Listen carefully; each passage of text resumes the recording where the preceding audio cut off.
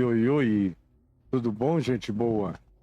Nós estamos aqui dando prosseguimento a Mateus, mas usando o texto de João, no capítulo 13, conforme vocês têm sido devidamente, pedagogicamente informados por mim um dia depois do outro. E hoje nós estamos prosseguindo. E antes de eu continuar, eu quero só lembrar que você está vendo aqui um convite para que você se inscreva no canal, toque no sininho e deixe o seu like, que é a única linguagem que o algoritmo entende para nos posicionar melhor na plataforma. Pois bem, você faz a sua parte e eu faço o que me dá prazer fazer, que é ensinar o Evangelho. E aqui no capítulo 13 de João, do verso 31 em diante, que é onde nós estamos no dia de hoje, e diz o seguinte: depois que nós vimos na sexta passada, e uma vez que Jesus deu o bocado, o pão molhado no vinho, a Judas Iscariotes, entrou nele Satanás.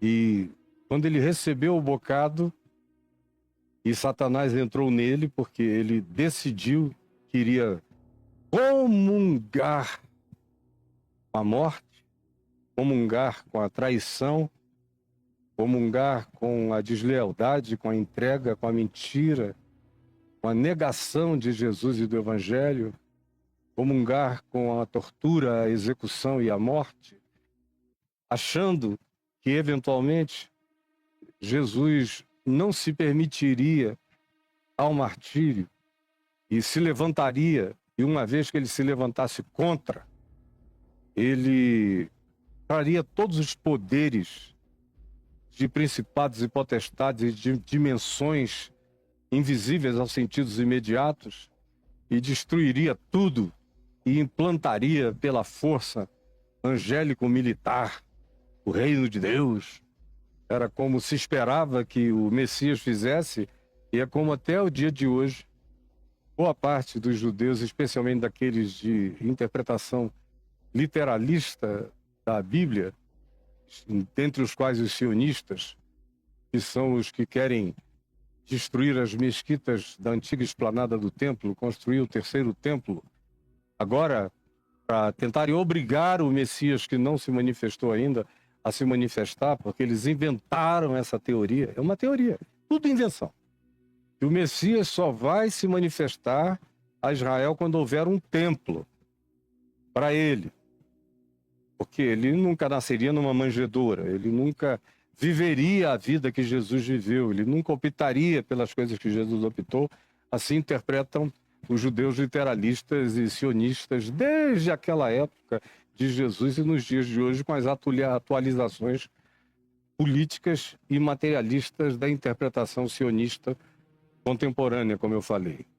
Pois bem, Judas se levanta, entra nele Satanás, e quando Jesus vê que a disposição dele é inamovível e que ele já fez e vai fazer, então Jesus diz: faz logo. Não perde tempo aqui não, porque é crueldade cada vez maior você ficar prolongando essa tortura. Vai e faz o que tu tens de fazer, faz-o depressa. E se for doer nos outros, faz mais rápido ainda. Ao invés de botar na fogueira, corta na guilhotina, mas diminui o sofrimento de quem quer que seja. Faz, já que tu estás absolutamente em estado de comunhão com essa decisão, vai e faz. E o verso 31 de João 13 diz: quando ele saiu, ele é Judas, disse Jesus aos que ficaram: agora foi glorificado o Filho do Homem, e Deus foi glorificado nele. Mas o que é forte aqui é a designação do agora, daquele momento, instante histórico, relacionado ao fato de que Jesus estava sendo entregue por um dos seus mais próximos, que comiam da sua mesa, e que fora aquele que cumprira o salmo, levantando contra ele o seu calcanhar, e foi entregá-lo. Quando ele sai, a porta fecha e Jesus diz: agora. Por que agora? Porque ele tinha dito, se a gente olhar aqui em João mesmo, no capítulo 12, no verso 23, quando os gregos pediram para serem apresentados a Jesus, porque tinham um recado para ele, aí procuraram a Filipe, que era de Betsaida da Galileia, dizendo: nós queremos conversar com Jesus. E Filipe então procurou a André, irmão de Pedro, e ambos, Filipe e André, foram falar com Jesus. Tem uns gregos aí que querem te dar um recado. E Jesus já sabia até qual era o recado, mas ouviu a informação. A tradição extremamente séria diz que o rei de Edessa, na Grécia, mandaram uma mensagem para Jesus dizendo: esse pessoal no meio do qual tu nasceste e vives é fanático, é um pessoal doido. Eles são os seres mais loucos da terra, religiosamente falando, segundo a gente conhece. O fanatismo deles, esse amor que eles confessam por Deus, é puro ódio. E a obediência deles a Deus é morte. Se tu ficares aí, eles vão te matar. E tu és a coisa mais preciosa da qual nós já ouvimos falar.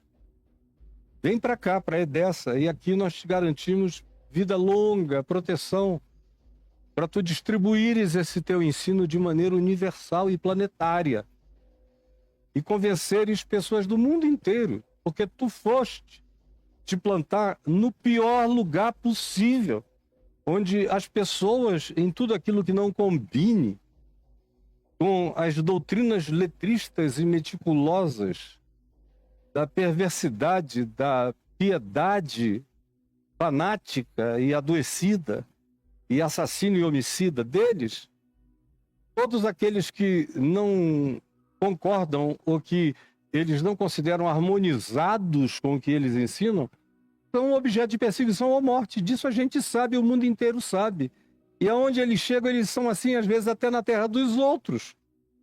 Quanto mais num lugar onde eles se sintam em casa, eles pioram muito mais. Se sentem muito mais empoderados na prática da perversidade. É o que dizem, portanto, a Jesus, e Jesus diz no verso 23 do capítulo 12: é chegada a hora de ser glorificado o Filho do Homem. Em verdade vos digo, que o grão de trigo caindo na terra não morrer, fica ele só. Mas se morrer, produz muito fruto. Quem ama a sua vida e vive só para se proteger e para cuidar de si mesmo, perderá essa vida que ele vive para apenas dela cuidar. Mas aquele que aborrece e que não considera que a sua existência nesse mundo, nessa vida e nessa dimensão é o acontecimento primeiro e último da vida de um ser humano, esse que sabe de sua própria transcendência, esse é aquele que vai preservar a sua vida de fato, para a eternidade. E se alguém segue no meu caminho, então faça isso com amor. Se alguém me serve, o serviço a mim tem que ser pura manifestação de amor pelo próximo. Portanto, siga-me, obedecendo o meu caminho, que é uma manifestação de amor do novo mandamento que eu dou, que é amai-vos uns aos outros. Vocês querem me servir? Andem no meu caminho. Onde eu estou, ali estará também todo aquele que diz que é meu servo, de acordo com minhas prioridades, minhas escolhas e minhas decisões e minhas pautas. E se alguém me servir, o meu Pai o honrará. E aqui no capítulo 13, no verso 31, quando Judas sai para entregá-lo, o texto diz que Jesus falou audivelmente para todos os que ali estavam com ele, àquela mesa, naquele cenáculo, dizendo: agora. Antes, diante dos gregos, ele disse: é chegada a hora. Era ali. Uma semana antes. Está chegando a hora, está aqui. Ele já havia tudo definido e pavimentado diante dele. Não tem nada que o tenha surpreendido. Ele vai como cordeiro mudo e se entrega aos seus executores, conforme Isaías, no capítulo 53, 800 anos antes, já havia dito, predito e profetizado.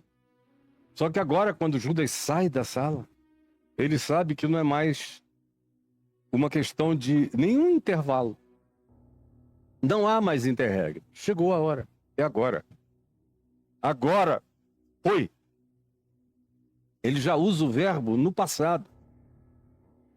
Ele já entende que aquele ato de traição que Judas estava praticando, que era também um ato de profunda desumanização, de prática do diabólico ao extremo, na fantasia da fraternidade e da mentira. Agora, saindo da mesa do amor, vai ao encontro do executor. Para ele, o que tinha que ser já era, já acontecera. Já estava tudo definido e se formado. Judas não retroagiria. Ele iria depressa executar aquilo que ele já tinha determinado no seu coração. Agora foi glorificado o Filho do Homem. O que antes eu disse que estava próximo, que estava chegando a hora, agora chegou. E Deus foi glorificado nele. Deus foi glorificado na traição de Judas?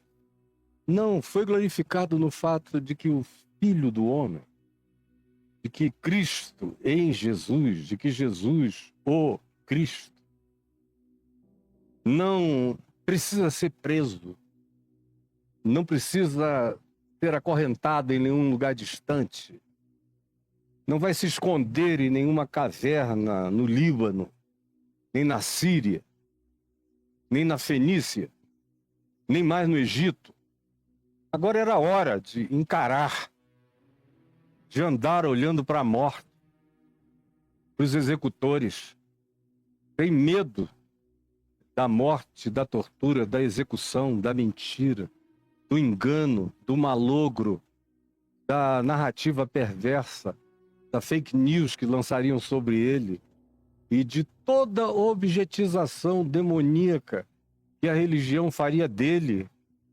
Ele encara e vai por amor, porque Deus amou ao mundo de tal maneira que deu seu Filho unigênito, para que todo aquele que nele crê não pereça, mas tenha vida eterna. Agora foi glorificado o Filho do Homem, e Deus foi glorificado nele. E se Deus foi glorificado nele, também Deus o glorificará nele mesmo. O que parece ser derrota é minha glória. O que parece ser uma catástrofe é meu trono. O que parece ser o meu fracasso